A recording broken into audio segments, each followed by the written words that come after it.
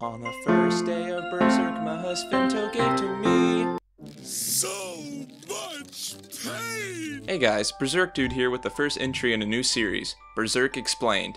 Today we'll be looking at and discussing this thing. What is this thing? Looks like it'd make a nice ornament. If you've read Berserk up to a certain point, or you've seen the anime, you know its apparent main function, to enter another plane of existence, where the God Hand is. However, there's quite a bit more to it. Let's discuss its name first. In English media, you typically see it spelled this way and pronounced Beherit.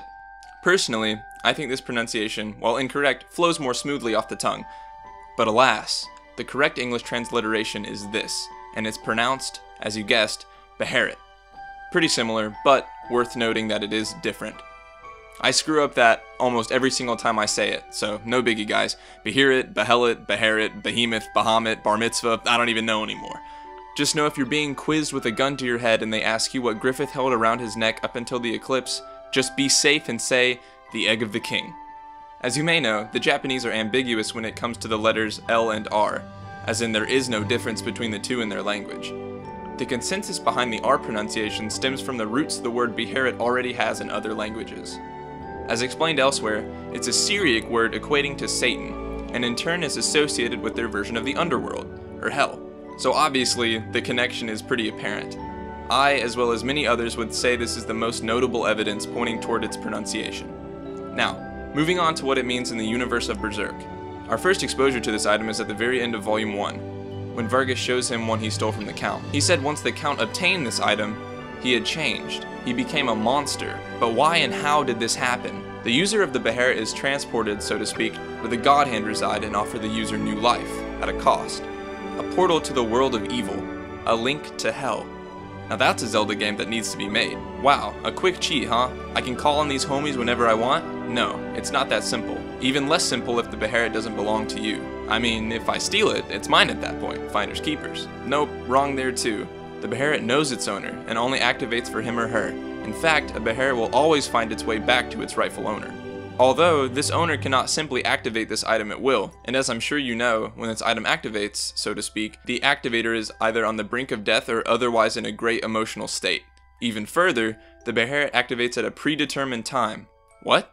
Yes, causality, boys. The river of events that will occur, no matter what. All according to the idea of evil's plan. And while some fish can pop out of the water from time to time, that river just keeps a-flowing. The Beherits are direct catalysts for the idea, and are specifically made and delivered to the physical world to fulfill its unknown purpose. Flora announces that the object itself is nothing more than a stone, but the fate associated with it rests in the hands of its master who sent it. Really, the Beherit could just be a very spiritual fetish, with lifelike features, but it seems like the Beherit is alive, sentient perhaps, and is the closest link to the idea of evil we know of. They come from the abyss, possibly even from the idea itself, and drop like tears into the physical world. They are described as Ikai en no Yobimizu, which can be translated to drops of primed water leading to another world. The Beherit indoctrinates people under greater degree of the idea of evil, and in their new form, they obey its wishes even more directly. Anyone using a Beherit must sacrifice what is most dear to them in the moment of anguish, whether that be a person, people,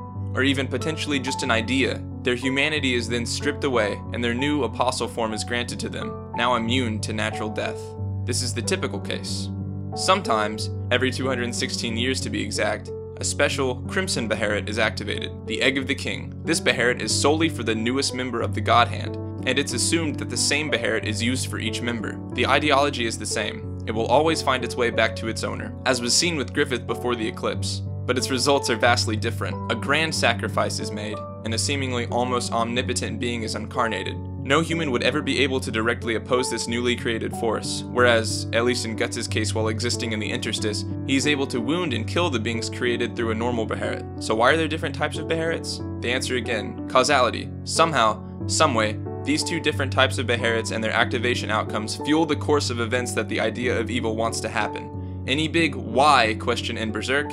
The answer is probably causality. Beherits do not disappear after usage, although we are unsure of what happened to the Egg of the King after Griffith became Femto. Perhaps the idea of evil holds it once again and won't release it into the physical world until it destines it to do so. Worth noting as well is that one may also activate their Beherit more than once, under similar conditions, but I assume it to be uncommon. An obvious connection can be made to the sword Skull Knight uses before the world transformation. It is named Yobimizu no Tsurugi, which refers to the same name the Beherit is given, commonly referred to as his sword of resonance or sword of actuation, both being inaccurate. It should honestly just be called the Beherit sword, since the accurate translation is too lengthy. He uses this Beherit-infused sword to rip space, for the Beherits possess similar space-altering properties, as we've seen. While the extent of this sword is unknown, it is obviously very important and very powerful, and the Beherits are the key to its function. Skull Knight is one of those fate-defying fish that was mentioned earlier.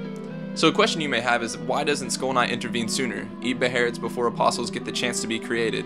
Why doesn't he just do more? Well, while he is leaping from the river of causality, he does eventually have to land back in the water. He is still an object under this rule. So perhaps he must not consume these Beherits until their main purpose is fulfilled, but that's breaching too far into the subject of another video. As mentioned before, a sacrifice must be given in order for a future God Hand member or apostle to assume their new form. These sacrifices are given a brand from the God Hand, perhaps void singularly. These sacrifices are either feasted upon, like during the eclipse, or they are sent straight into the vortex of souls. Either way, a sacrifice is destined to end up in the vortex of souls, even if they somehow avoid their fate of being sacrificed. So yes, Guts is doomed to that spiral. The idea set Beherits in motion long ago, and Guts is doomed to an astral toilet because of it. And that's what we know about Beherits. There is still lingering mystery, but hopefully that cleared some stuff up for now. I'll be talking about some theories regarding them in the upcoming Berserk Weekly. Thanks for watching. Happy holidays, guys.